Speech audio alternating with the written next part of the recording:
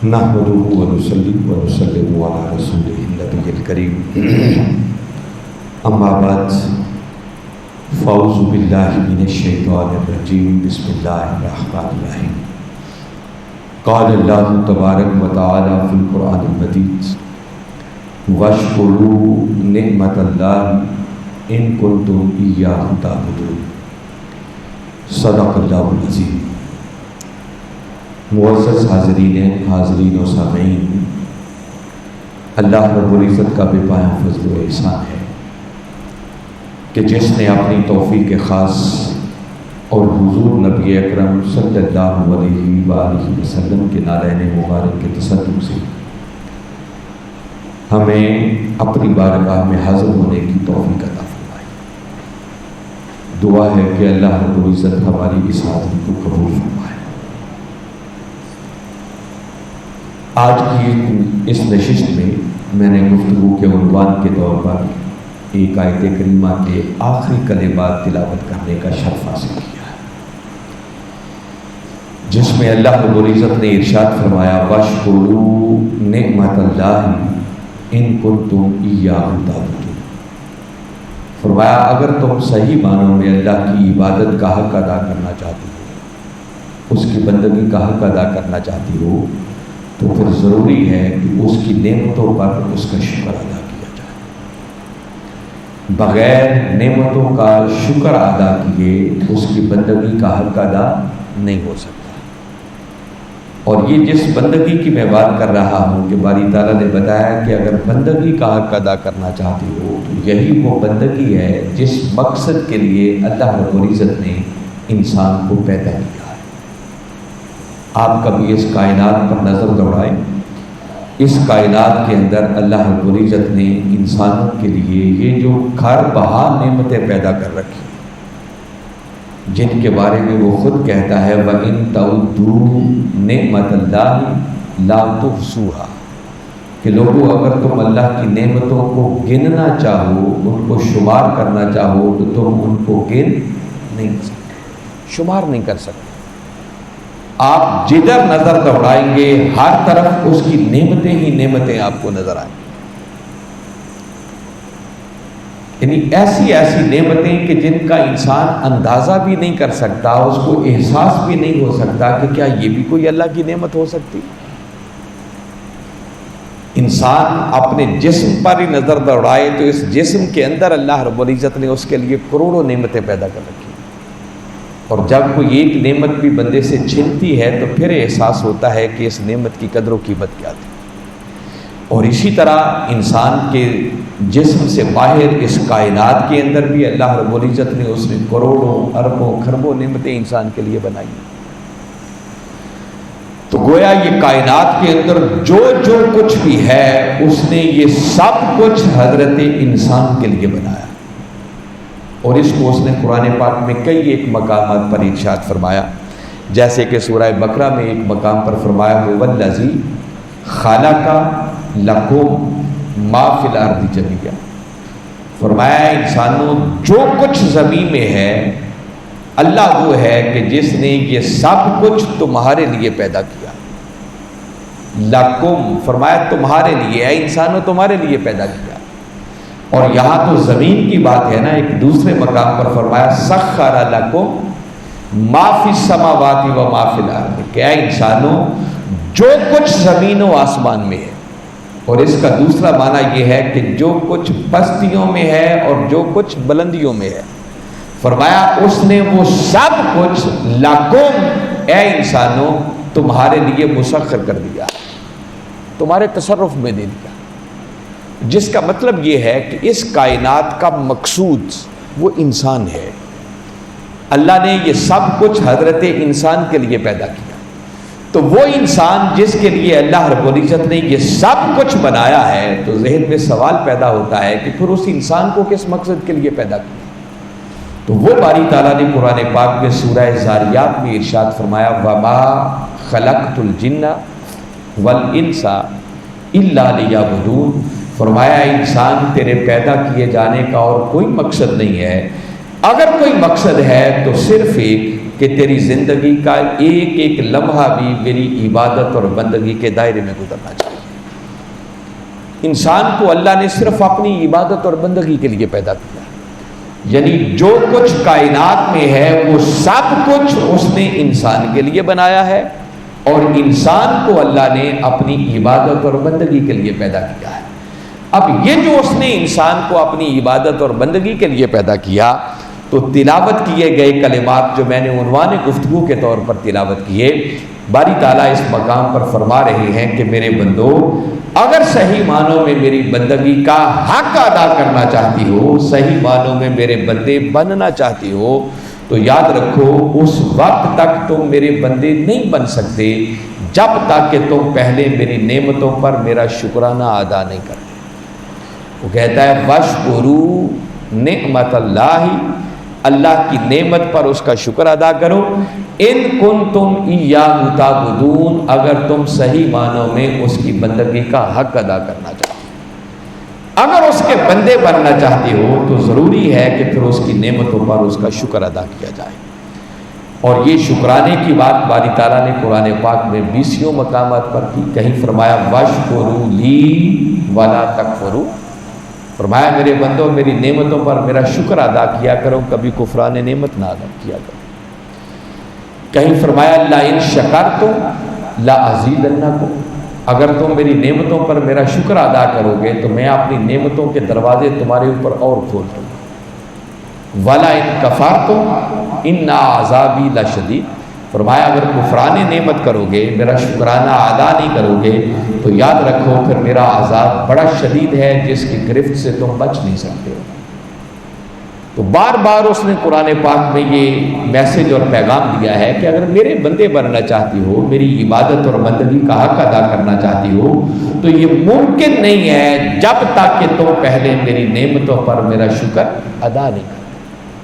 اب جو خاص بات میں آج کی اس نشست میں کہنا چاہ رہا ہوں، یاد رکھیں کہ شکرانے کا کوئی کنسیپٹ اور کوئی تصور نہیں ہے جب تک کہ پہلے فرائض کی ادائیگی نہ کی جائے۔ میں نے ایک گفتگو کا لنک کریٹ کیا ہے کہ اللہ نے ہمیں پیدا کیا ہے کہ ہم اس کے بندے بنیں، اور اس کا بندہ نہیں بنا جا سکتا جب تک کہ پہلے اس کی نعمتوں پر اس کا شکرانہ ادا نہیں ہوتا۔ اور اگلی بات بتا رہا ہوں کہ شکرانے کا کوئی کنسیپٹ نہیں ہے، کوئی تصور نہیں ہے جب تک کہ پہلے فرائض کی ادائیگی نہ ہو۔ فرائض کی ادائیگی کے بغیر کوئی شخص کروڑ مرتبہ اپنی زبان سے کہتا پھرے کہ مولا میں تیرا شکر ادا کرتا ہوں، اس شکرانے کی کوئی گنجائش نہیں ہے۔ شکرانہ اس چیز کا نام نہیں ہے کہ بندہ زبان سے کہے کہ مولا میں تیرا شکر ادا کرتا ہوں، بلکہ صحیح معنوں میں شکرانہ تب ادا ہوتا ہے کہ بندہ صحیح معنوں میں اللہ اور اس کے رسول کے احکامات کی تعمیل کرنے والا بن جائے، اس کے احکامات کو بجا لانے والا بن جائے۔ اس کے احکامات اور فرائض کا اگر جائزہ لیں تو ان میں سے اسلام جو ہم نے بطور دین قبول کیا ہے، اس کا پہلا رکن توحید اور رسالت کی گواہی ہے، جس کو ہم دوسرے لفظوں میں ایمان کہتے ہیں۔ اور یہ ایمان کی دولت ہم مسلمانوں کے گھر پیدا ہو گئے، ہمیں وراثت میں مل گئی، جس پر ہمارا کوئی زور نہیں لگا، ہمیں کوئی محنت نہیں کرنا پڑی، کوئی اس کے لیے کوئی تردد نہیں کرنا پڑا، بس یہ اللہ اور اس کے رسول صلی اللہ علیہ وسلم کا کرم ہوا، اس نے ہمیں ماحول ایسا دے دیا، ایسے گھرانے میں پیدا کر دیا کہ یہ ایمان کی دولت ہمیں مفت میں وراثت میں مل گئی۔ اب کلمہ پڑھ لینے کے بعد وہ چیزیں جن کو دین کی بنیادیں اور اسلام کے ارکان کہا جاتا ہے، وہ کرنے والے کل 4 کام ہیں، جن میں سب سے پہلے نمبر پر نماز ہے۔ اگر کوئی شخص نماز قائم نہیں کرتا تو وہ چاہے کہ اللہ کی نعمت کا شکر ادا کرنے والا بن جائے، تو نماز کی ادائیگی کے بغیر میں پھر کہہ رہا ہوں شکرانے کا کوئی تصور نہیں ہے۔ سب سے پہلے اس کے احکامات کی تعمیل ہوگی۔ اور نماز، ہم ذرا اپنے حالات کا جائزہ لے لیں کہ ہماری صورتحال کتنی پتلی ہو چکی ہے۔ بحیثیت امت اگر ہم دیکھیں تو شاید امت کا 2% طبقہ بھی آپ کو ایسا نہیں ملے گا جو صحیح معنوں میں 5 وقت کی نماز ادا کرنے والا ہو۔ اس قدر ہم اس نماز سے دور ہو چکے ہیں، تو شکرانہ کیسے ادا ہو؟ وہ نماز جو حالت جنگ میں بھی معاف نہیں ہے۔ حکم ہے کہ میدان جنگ میں ہو، دو حصے کر لو اپنے، آدھے جا کر دفاع کریں، جنگ کریں، آدھے نماز ادا کریں، پھر یہ چلے جائیں، یہ جا کر دفاع کریں، دوسرے آ جائیں آ کے نماز ادا کریں۔ بھائی وہ نماز جو حالت جنگ میں بھی معاف نہیں ہے، وہ پرسکون اور ایئر کنڈیشن مساجد کے اندر کیسے معاف ہو سکتی؟ مگر اس نماز کی طرف ہمارا دھیان کوئی نہیں۔ میں بتا رہا ہوں کہ اگر اس کی بندگی کا حق ادا کرنا ہے تو نعمتوں کا شکرانہ ضروری ہے، اور اس کا شکرانہ نہیں ادا ہو سکتا جب تک کہ پہلے ہم فرائض کی ادائیگی کرنے والے نہیں بنتے۔ اور ان فرائض میں سے کلمہ پڑھ لینے کے بعد پہلا فریضہ یہ 5 وقت کی فرض نماز کی ادائیگی، جس کا ذکر باری تعالیٰ نے کثرت کے ساتھ قرآن پاک میں کیا۔ اقیموا الصلاۃ وآتوا الزکوٰۃ، فرمایا نماز قائم کرو۔ اور جس کثرت کے ساتھ باری تعالیٰ نے نماز قائم کرنے کا حکم دیا ہے، شاید اس نے کوئی اور کام کرنے کا حکم نہیں کیا، اس کا تو ایک مرتبہ بھی کہہ دینا کافی تھا، مگر اس نے الفاظ بدل بدل کر مختلف پیرائے میں اس نماز کی اہمیت اور فرضیت کو اجاگر کیا۔ اور کہیں تاجدار کائنات صلی اللہ علیہ وسلم نے فرمایا کہ الصلاۃ معراج المومنین، فرمایا نماز مومنوں کی معراج ہے۔ کہیں فرمایا ایک مومن اور کافر کے درمیان اگر فرق کرنے والی کوئی چیز ہے تو وہ یہی نماز ہے۔ یہی وہ نماز ہے جس کو دین کا پلر اور دین کا ستون قرار دیا۔ کلمہ پڑھ لینے کے بعد یہ پہلا پلر ہے اسلام۔ تو اگر آپ کا ستون ہی گر گیا، پہلا پلر ہی گر گیا، تو اسلام کی عمارت کس چیز پر آپ نے کھڑی کرنی؟ تو لہذا اگر ہم واقعتاً اس کے صحیح معنوں میں بندے بننا چاہتے ہیں تو نعمتوں کا شکرانہ ضروری ہے، اور نعمتوں کے شکرانے کے لیے فرائض کی ادائیگی، اور ان فرائض میں سے بھی پہلا فریضہ جس کا ادا کرنا ضروری ہے وہ پنجگانہ نماز ہے۔ زندگی میں اس پر کبھی کوئی کمپرومائز نہیں ہونا چاہیے۔ اور خاص طور پر آپ منہاج القرآن کے مرکز پر آتے ہیں، یقیناً سارے منہاج القرآن سے تعلق رکھنے والے لوگ ہیں، میں آپ لوگوں کو یہ میسج اور پیغام دینا چاہ رہا ہوں کہ ہم انقلاب کے دائی ہیں۔ ہم معاشرے میں، سوسائٹی میں ایک انقلاب لانا چاہتے ہیں جس کو ہم مصطفی انقلاب کہتے ہیں۔ تو ہم کیا انقلاب لائیں گے اگر ہم اپنے 6 فٹ کے جسم میں بھی انقلاب نہ لا سکیں؟ باہر معاشرہ، سوسائٹی تو ہمارے بس میں نہیں ہے، مگر یہ 6 فٹ کا جسم تو ہمارے کنٹرول میں ہے نا۔ کم از کم پہلے اس میں تو تبدیلی آنی چاہیے، پہلے اپنے اندر تو ہم انقلاب پیدا کریں۔ میں توقع رکھتا ہوں کہ یقیناً آپ 5 وقت کی نماز ادا کرنے والے لوگ ہوں گے، مگر میری بات کرنے کا معنی یہ ہے کہ اگر کہیں سستی ہے، کہیں غفلت ہے، تو اس غفلت کو ختم کریں۔ منہاج القرآن کے ساتھ جوڑ کر بھی اگر ہم نے اپنے آپ کو نہ بدلا تو پھر کہاں جا کر بدلیں گے؟ تو لہذا 5 وقت کی نماز کو اپنی زندگی کا معمول بنائیں، اس میں کوئی کبھی کمپرومائز نہیں ہونا چاہیے۔ تمام تر مصروفیات کو برائے طاق رکھتے ہوئے پہلا کام نماز کی ادائیگی ہونا چاہیے۔ اور یاد رکھیں، نماز ادا کرنے سے آپ کا کوئی نقصان نہیں ہوگا۔ آپ پوری نیت کے ساتھ، اخلاص کے ساتھ اس عمل کو اپنائیں، اس نماز کی ادائیگی کی وجہ سے آپ کی زندگی میں ایک نظم آ جائے گا، آپ کی زندگی میں ایک ڈسپلن آ جائے گا، آپ کی زندگی میں ایک حسن آ جائے گا۔ جو اس کے اور دنیاوی اور اخروی فوائد ہیں وہ تو ایک طرف ہے نا، میں بتا رہا ہوں آپ کی زندگی کے اندر ایک نظم اور ڈسپلن آئے گا۔ میں اس پر زیادہ بات نہیں کرنا چاہ رہا، آج میں اس سے آگے آپ کو لے کے چلنا چاہ رہا ہوں۔ نماز کے ساتھ جو دوسرا اہم ترین فریضہ ہے جس کی طرف متوجہ ہونے کی ضرورت ہے وہ ہے زکوٰۃ کی ادائیگی۔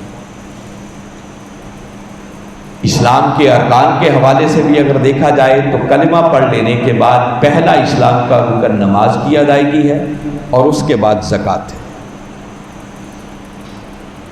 اور یہ اسلام کا ایک ایسا بنیادی رکن ہے کہ میرے نزدیک جب میں غور کرتا ہوں تو شاید دین کے ارکان میں سے سب سے زیادہ نگلیکٹ اور نظر انداز ہونے والا اگر کوئی رکن ہے تو وہ یہی زکوٰۃ ہے۔ ہم زکوٰۃ دیتے بھی نہیں ہیں اور ہمارا ضمیر اس پر ہمیں جھنجھوڑتا بھی نہیں ہے، ملامت بھی نہیں کرتا۔ حالانکہ زکوٰۃ کا ادا کرنا بھی اتنا ہی ضروری ہے جتنا کہ نماز کا قائم کرنا ضروری ہے۔ نماز یعنی نماز کا قائم کرنا اور زکوٰۃ کا ادا کرنا، ان دونوں کی فرضیت میں کوئی رتی برابر بھی فرق نہیں۔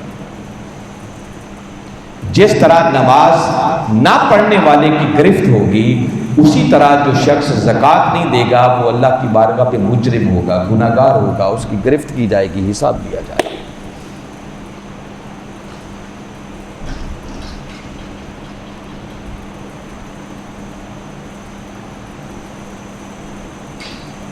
آپ قرآن پاک کا کبھی مطالعہ کریں، اکثر مقامات پر باری تعالیٰ نے نماز اور زکوٰۃ کا اکٹھا ذکر کیا، فرمایا اقیموا الصلاۃ وآتوا الزکوٰۃ، نماز قائم کرو اور زکوٰۃ ادا کیا کرو۔ اکثر مقامات پر یہ اکٹھا ذکر ملے گا۔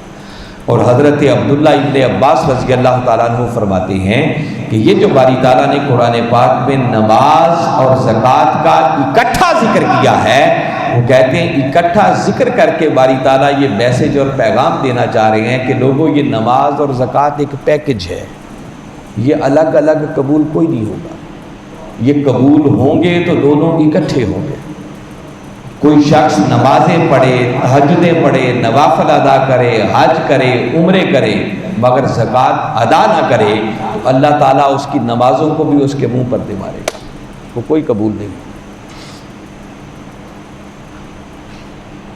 تو دین کا تیسرا رکن ترتیب کے اندر اور مالی عبادات میں سب سے پہلا رکن یہی زکوٰۃ کی ادائیگی، جو اللہ تعالیٰ نے بندے پر فرض قرار دیا ہے۔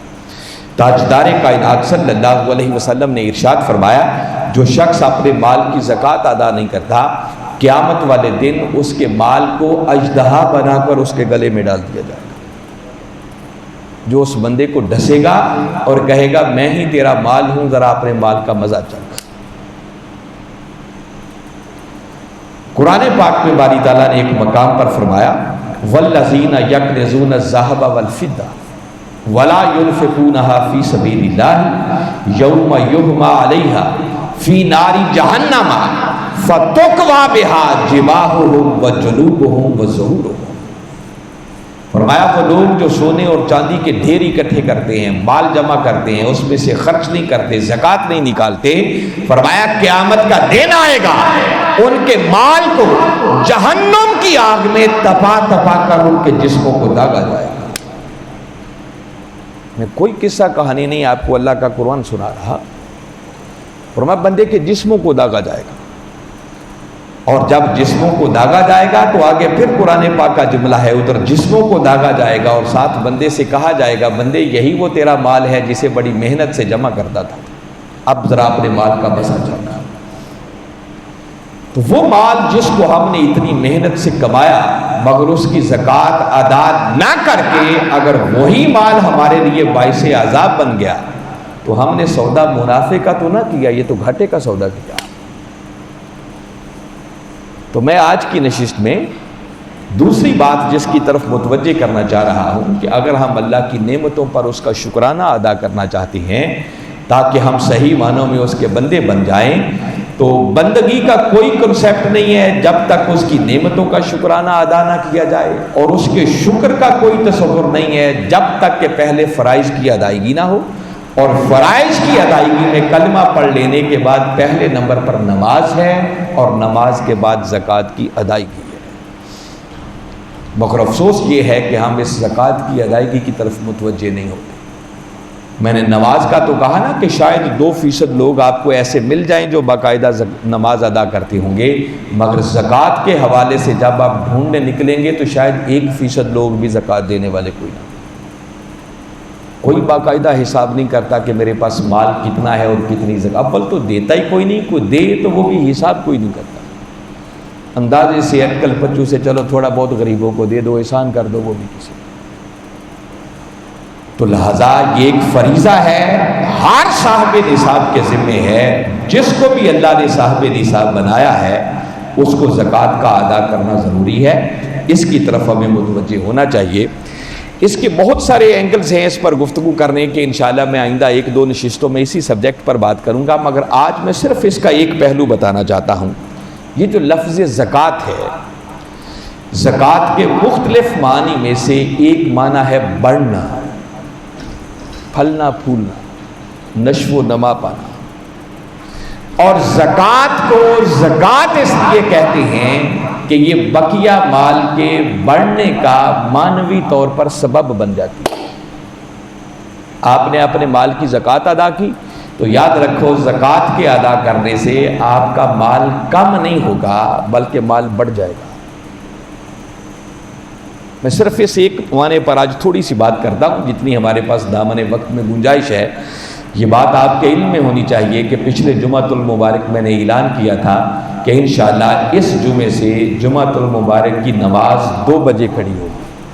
تو یہ ذہن نشی رہنا چاہیے. انشاءاللہ 1:45 بجے میں گفتگو ختم کر دوں گا تاکہ بقیہ ٹائم میں پھر سنتوں کی ادائیگی، اذان اور خطبہ ہو سکے. اور 2 بجے انشاءاللہ آج کے اس جمعے سے ہم شیڈول جو آگے آغاز کر رہے ہیں 2 بجے جمعے کی نماز پڑھیں.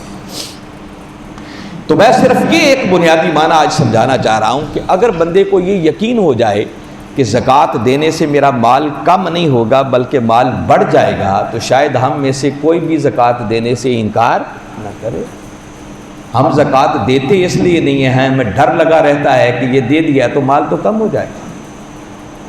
تو میں یہ آپ کو پورا یقین دلانا چاہ رہا ہوں اللہ اور اس کے رسول صلی اللہ علیہ وسلم کے احکامات اور ان کے ارشادات کی روشنی میں کہ واللہ میں بتا رہا ہوں کہ زکوٰۃ دینے سے مال کم نہیں ہوتا بلکہ مال بڑھ جاتا ہے. پہلے اس پر آپ کو میں قرآن پاک سنانا چاہتا ہوں کہ باری تعالیٰ نے مختلف مقامات پر اس بات کے لیے اللہ کے قرآن سے بڑھ کر تو ہمارے ایمان اور یقین کے لیے اور کوئی ذریعہ نہیں. باری تعالیٰ نے سورہ بقرہ میں ایک مقام پر ارشاد فرمایا یمحق اللہ الربا ویربی الصدقات. فرمایا یاد رکھو اللہ سود کو مٹاتا ہے اور صدقات کو بڑھاتا ہے. زکوٰۃ اٹ سیلف صدقہ ہے. ہر زکوٰۃ صدقہ ہوتی ہے مگر ہر صدقہ زکوٰۃ نہیں ہوتا. صدقات کی قسمیں ہیں نا، کچھ صدقات نافلہ ہوتے ہیں، کچھ صدقات واجبہ ہوتی ہیں. تو زکوٰۃ صدقات واجبہ میں آتی ہے تو زکوٰۃ بھی صدقہ کہلاتی ہے. اور قرآن پاک میں باری تعالیٰ فرما رہے ہیں یمحق اللہ الربا ویربی الصدقات کہ لوگوں اللہ سود کو مٹاتا ہے اور صدقات کو بڑھاتا ہے. ہمارے ایمان اور یقین کے لیے تو قرآن کی اتنی بات ہی کافی ہے کہ جب اللہ نے کہہ دیا کہ جو شخص بھی صدقہ کرتا ہے، خیرات کرتا ہے، اپنے مال کی زکوٰۃ نکالتا ہے تو اس کے زکوٰۃ دینے سے اس کا مال کم نہیں ہوگا بلکہ مال اس کا بڑھ جائے گا. اس کے اندر بڑھنے کا معنی پایا گیا. اللہ سے بڑھ کر ہماری نفسیات کو جاننے والا کوئی نہیں ہے کہ جب ہم دینے لگتے ہیں شیطان آ جاتا ہے، کئی وسوسے ہمارے دلوں میں پیدا کرتا ہے کہ بندے دے دے گا تو مال کم ہو جائے گا، خود فقیر ہو جائے گا، اپنے گھر کے کام کاج ضروریات کہاں سے پوری کرے گا. اور اس کا آئے دن ہم آئے روز اس کا مشاہدہ کرتے رہتے ہیں. بندے کے ساتھ ایسا بیتتا رہتا ہے. کئی بار انسان ارادے بناتا ہے، کئی بار ارادے توڑتا ہے کہ دوں یا نہ دوں. ایک شیطان کے ساتھ جنگ اندر چل رہی ہوتی ہے. دیکھیں نا، مسجد زیر تعمیر ہو، آپ چلے جائیں، مولانا صاحب بڑی موٹیویشنل تقریر کریں، اللہ کا گھر زیر تعمیر ہے بھائی چلو اس کے لیے خدمت کرو، یہ اجر ملے گا، یہ اجر ملے گا. تو ممکن ہے آپ جذباتی تقریر سن کر جوش میں آ جائیں اور بیٹھے بیٹھے فیصلہ کر لیں چلو آج 10,000 میں بھی دے ہی جاتا. ابھی آپ دینے کے لیے اٹھتے نہیں ہیں، شیطان حملہ آور ہو جاتا اور آپ کے ذہن میں کئی وسوسے پیدا کر دیتا کہ بندے دے دیے تو بجلی کا بل کہاں سے دے گا، بچوں کی فیس کہاں سے دے گا، بچی کی شادی کرنی ہے وہ ضرورتیں کہاں سے پوری کرے گا، فلاں کام بھی رہتا ہے، فلاں بھی رہتا ہے. وہ آپ کو 1000 کام گنواتا ہے اور ابھی آپ دینے کے لیے اٹھے نہیں ہیں اور وہ آپ کے ارادے اور نیت کو اس قدر توڑ دیتا ہے کہ آپ نے ارادہ 10,000 کا کیا تھا مگر ہو سکتا ہے 5 پہ پہنچ چکے ہوں. پھر آپ دینے کے لیے اٹھتے ہیں، چلو میں اٹھ کے جاتا ہوں، جا کے کچھ دیتا ہوں، وہ پھر اتنے حملے کر چکا ہوتا ہے کہ وہ جو 10,000 کا ارادہ کیا تھا کچھ بعید نہیں ہے، دیتے ہوئے 500 پر ہی اکتفا کر کے واپس آ جاتا ہے۔ شیطان اپنے کام دکھاتا ہے، ان چیزوں سے اللہ سے بڑھ کر کوئی واقف نہیں ہے۔ اب اس بات کا ذکر باری تعالیٰ نے قرآن پاک میں کیا، سورہ بقرہ کو پڑھے، فرمایا الشیطان یعدکم الفقر، فرمایا جب تم دینے لگتے ہو، میری راہ میں کچھ دینا پڑتا ہے تو شیطان آ جاتا ہے، وہ آ کر تمہارے دلوں میں وصف سے پیدا کرتا ہے کہ بندے دے دیا تو خود فقیر ہو جائے گا۔ الشیطان یعدکم الفقر، وہ تمہیں فقر کی طرف، غربت کی طرف متوجہ کرتا ہے، خود کہاں سے کھائے گا، مال کم ہو جائے گا۔ وَيَأْمُرُكُمْ بِالْفَحْشَاءِ، اور بے حیائی کا کام آ جائے، اس پر تمہیں انکرج کرتا ہے کہ بندے خرچ کر، بڑا نام پیدا ہو جائے گا۔ یہ خدا ہماری ان نفسیات کو بیان کر رہا ہے جو بندے کے ساتھ ہو رہا ہوتا ہے۔ فرمایا دینے کا وقت آ جائے، شیطان تمہیں گمراہ کرنے کی کوشش کرتا ہے کہ بندے خبردار مت دینا، خود غریب ہو جائے گا۔ مگر برائی کی بات ہو انکرج کرے گا، بندے خرچ کر، بڑا نام پیدا ہو جائے گا۔ اور ساتھ ہی باری تعالیٰ نے آگے فرمایا واللہ یعدکم مغفرۃ منہ، فرمایا ایک طرف شیطان تمہیں اس طرح کے وسوسوں میں ڈالتا ہے، اور لوگوں دوسری طرف واللہ یعدکم، میں اللہ تم سے وعدہ کرتا ہوں کہ میری راہ میں دے کر دیکھو، مغفرۃ منہ، کہ تمہیں اپنی بارگاہ سے مغفرت اور بخشش عطا کر دوں، تمہیں مغفرت کا پروانہ، معافی کا پروانہ عطا کر دیا جائے۔ مولا بس خالی معافی عطا کرے گا یا ہمارا دنیا کا مسئلہ بھی کچھ حل ہوگا؟ ڈر تو یہ ہے کہ مال کم ہو جائے گا۔ وہ کہتا مال کم ہونے کے وسوسے تو شیطان ڈالتا ہے نا، تو مولا پھر تو وعدہ کیا کرتا ہے؟ فرمایا ایک تمہارے گناہوں کو بخش دوں گا، اور آگے فرمایا وفضلا، میری راہ میں دے کر دیکھو، میں خدا وعدہ کرتا ہوں تمہارے اوپر اپنے فضل کے دروازے کھول دوں گا۔ تو مجھے بتاؤ جس بندے پر اللہ اپنے فضل کے دروازے کھول دے، اسے کوئی کمی رہ سکتی ہے؟ اس کا مال کم ہوگا، کم نہیں ہوگا، وہ تو معلوم نہیں ہے کتنے کروڑوں گنا مولا بڑھا دے گا اس کے مال کو۔ تو میں آپ کو قرآن پاک کی مثالیں دے رہا ہوں کہ باری تعالیٰ نے قرآن پاک کے اندر کس طرح ان چیزوں کو سمجھایا کہ جو اللہ کی راہ میں دیتا ہے وہ کم نہیں کرتا، وہ کہتا ہے میں اس بندے پر اپنے فضل کے دروازے کھول دیتا۔ اس نے تو اس حد تک نیچے اتر کر یہ بات سمجھائی ہے کہ اس سے بڑھ کر وہ بندے کو کیا سمجھائے۔ اسی سورہ بقرہ میں باری تعالیٰ نے ایک مقام پر فرمایا مثل الذین ينفقون اموالهم فی سبیل اللہ کمثل حبۃ، فرمایا وہ لوگ جو میری راہ میں خرچ کرتے ہیں، ان خرچ کرنے والوں کی مثال ایسے ہی ہے کہ لوگوں جیسے تم اپنی آنکھوں سے دیکھتے ہو کہ ایک دانہ زمین میں بوتے ہو، انبتت سبع سنابل، اور اپنی آنکھوں سے دیکھتے ہو کہ اس ایک دانے میں سے پھر 7 بالیاں نکلتی ہیں، فی کل سنبلۃ مئۃ حبۃ، اور ہر بالی کے اندر پھر 100 دانہ پیدا ہو جائے۔ اب مجھے بتائیں اس سے زیادہ نیچے اتر کر وہ خدا ہمیں کیا سمجھائے؟ مگر ہم قرآن پڑھتے نہیں ہیں، پڑھتے ہیں تو ہمیں سمجھ کوئی نہیں ہے، سمجھ ہے تو ہمارا ایمان کوئی نہیں، اندر دھڑکا ہی لگا رہتا ہے کہ دے دیا تو یہ تو کم ہو جائے گا۔ اور وہ کہتا ہے جو میری راہ میں خرچ کرتے ہو تم اپنی آنکھوں سے دیکھتے ہو کہ جس طرح میں خدا ایک دانے سے 700 دانے پیدا کر دیتا ہوں، فرمایا جو میری راہ میں خرچ کرے گا میں خدا اس کے دیے ہوئے کو 700 گنا بڑھا کر اسے واپس پلٹا دوں گا۔ یہ اللہ کا قرآن ہے، اور اس نے 700 گنا پر بھی اکتفا نہیں کیا، بلکہ آگے فرمایا واللہ یضاعف لمن یشاء، فرمایا 700 گنا تو کیا میں خدا کرم کرنے پر آ جاؤں تو اس 700 گنا کو بھی پھر کئی مرتبہ ملٹیپلائی کر دیتا، حد ہی کوئی نہیں ہے کتنی بار ملٹیپلائی کرتا۔ یضاعف، ابھی وقت نہیں ہے کہ میں اس کی تفصیل میں جاؤں، اگلی نشست میں اس پر بات کریں گے۔ وہ کہتا ہے اس کو بھی کئی مرتبہ ملٹیپلائی کر دیتا، اتنا بڑھا دیتا ہوں۔ مولا کیسے؟ تو کیسے کا جواب دینے میں کمی تو اس نے پہلے ہی کوئی نہیں چھوڑی، اتنا نیچے اتر کر ہمیں سمجھایا، مگر ہماری سیٹسفیکشن کے لیے اس نے پھر آگے ایک جملہ ارشاد فرمایا واللہ واسع علیم، کیسے کا پوچھنے والے جانتا نہیں ہے میں اللہ بڑی وسعتوں والا ہوں، میرے خزانوں میں کوئی کمی نہیں ہے، جس کو جتنا چاہوں عطا کر سکتا۔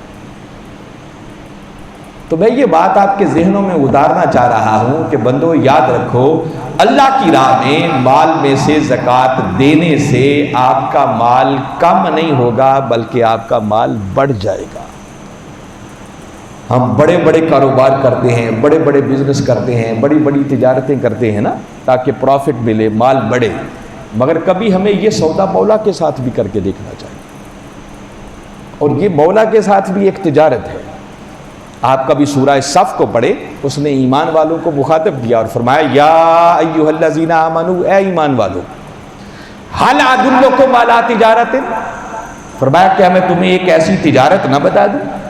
اللہ کہہ رہا ہے، تجارت کا لفظ اس نے استعمال کیا، کیا میں تمہیں ایک ایسا سودا نہ بتا دوں، ایک ایسا کاروبار، ایسا بزنس نہ بتا دوں کہ اگر وہ سودا تم میرے ساتھ کر لو تو فرمایا تنجیکم من عذاب علیم، تو تمہیں دنیا اور آخرت کی ہر قسم کی پریشانی سے نجات عطا کر دی۔ فرمایا کوئی پریشانی باقی رہے گی نہیں، نہ مال کی پریشانی رہے گی، نہ اولاد کی پریشانی رہے گی، نہ کوئی بیماریوں کی پریشانی رہے گی، نہ کوئی دنیا کی پریشانی رہے گی، نہ کوئی آخرت کی پریشانی۔ تو یہ مولا کے ساتھ ایک تجارت ہے، وہ اس کی راہ میں دے کر دیکھیں، اس کے ساتھ یہ سودا کریں، بزنس کریں۔ اور میں نے آج تک زندگی میں تو کوئی ایسا بزنس نہیں دیکھا کہ جس میں اتنے گنا پرافٹ ہو۔ زیادہ سے زیادہ جو میری معلومات میں ہے، وہ وزیر آباد میں ایک شاہ صاحب تھے جو ڈبل کرتے تھے، جس کو ڈبل شاہ کے نام سے لوگ یاد کرتے ہیں۔ اس سے زیادہ پرافٹ تو کہیں نہیں ملتا دنیا میں، مگر وہ مولا ڈبل کی بات نہیں کر رہا، وہ کہتا بندے میری راہ میں دے کر دیکھ، کم سے کم بھی 700 گنا دوں گا، اور 700 گنا پر بھی اینڈ نہیں ہے۔ اسے بھی کہتا ہے واللہ یضاعف لمن یشاء، کرم کرنے پر آ جاؤں تو اس 700 گنا کو بھی پھر کئی مرتبہ ملٹیپلائی کر دیتا۔ میں صرف ایک آیت کا ترجمہ کرتا اور اس کے بعد آج کی گفتگو ہم ختم کریں گے۔ سورہ بقرہ ہی میں ایک مقام پر باری تعالیٰ نے ارشاد فرمایا من ذا الذی یقرض اللہ قرضا حسنا، کون ہے جو اللہ کو قرض حسنا دے دے؟ اللہ ہمارے کسی قرض کا محتاج؟ اس کو قرض حسنا دینا کیا ہے؟ اسی کے دیے ہوئے مال میں سے زکوٰۃ نکالنا، صدقہ کرنا، خیرات کرنا، غریبوں کی مدد کر دینا، یہ اللہ کو قرض حسنا دینا۔ تو مولا یہ کیوں ہم سے قرض مانگتا ہے؟ دینا ہے تو ڈائریکٹ ہی ان کو دے دے۔ فرمایا ڈائریکٹ بھی دیتا ہوں، دے سکتا ہوں، مگر تم سے قرض اس لیے مانگ رہا ہوں کہ جب تم مجھے قرض حسنا دو گے تو کیا ہوگا؟ فرمایا فَيُضَاعِفَهُ لَهُ اضعافا کثیرا، فرمایا جو بندہ مجھے قرض حسنا دے گا، میں خدا وعدہ کرتا ہوں کہ اس کے دیے ہوئے قرض کو اضعافا کثیرا، کثیر کا لفظ آیا ہے، وہ کہتا ہے میں کثیر مرتبہ اس کے دیے ہوئے قرض کو بڑھا کر ملٹیپلائی کر کے اس بندے کو واپس لوٹا دوں گا۔ فرمایا تمہارے اوپر مزید اپنے کرم کے دروازے کھولنا چاہتا ہوں، یہ سودا میرے ساتھ کر کے دیکھو، میرے ساتھ بزنس کرو، میرے ساتھ تجارت کرو۔ تو حاضرین مکرم، میں پہلی بات آج کی نشست میں یہ سمجھانا چاہ رہا ہوں کہ وہ زکوٰۃ جو باقاعدہ ایک دینی فریضہ ہے، اور زکوٰۃ کی ادائیگی بھی اتنی ہی ضروری ہے جتنا کہ نماز کا قائم کرنا ضروری ہے، ان کی فرضیت میں رتی برابر فرق نہیں ہے۔ آگے رمضان کا مہینہ آ رہا ہے، بالعموم ہمارا معمول ہے کہ ہم رمضان میں زکوٰۃ دیتے ہیں، ویسے تو پورا سال زکوٰۃ دی جا سکتی ہے، جب بھی سال پورا ہو جائے تو آپ زکوٰۃ سارا سال دے سکتے ہیں، مگر بالعموم ہم رمضان میں زکوٰۃ دیتے ہیں کہ رمضان کا مہینہ ایک ایسا مہینہ ہے کہ جس میں نفل ادا کریں تو فرض کا ثواب، اور اگر فرض ادا کریں تو اللہ 70 فرائض کا ثواب اور اجر عطا کرتا ہے۔ اس سے پہلے میں آپ کو اس بات کی طرف متوجہ کرنا چاہ رہا ہوں کہ قبل اس کے کہ وہ رحمتوں اور برکتوں والا مہینہ شروع ہو، ہم ذہنی طور پر تیار ہو جائیں کہ اگر اللہ نے ہمیں نواز رکھا ہے تو اس مال میں سے زکوٰۃ ادا کرنی ہے، اور زکوٰۃ دینے سے مال کم نہیں ہوگا بلکہ آپ کے مال میں برکت آ جائے گی، مال بڑھ جائے گا، اللہ اس میں کروڑوں گنا برکتیں ڈال دے گا۔ تو ہر شخص جو صاحب نصاب ہے اسے چاہیے کہ وہ اپنے مال کا حساب کر کے باقاعدہ اس کی زکوٰۃ دینے والا بنے، تاکہ یہ دینی فریضہ بھی ادا ہو، غریب لوگوں کو بھی مدد ہو، اور ہم دنیا میں بھی اور آخرت میں بھی سرخرو ہو کر صحیح معنوں میں کامیابی سے ہمکنار ہو سکیں۔ اللہ کی بارگاہ میں دعا ہے کہ میں نے جو کچھ کہا صحیح معنوں میں سمجھ کر اس پر ایمان لاتے ہوئے عمل کرنے کی توفیق عطا فرمائے۔ وما علینا الا البلاغ۔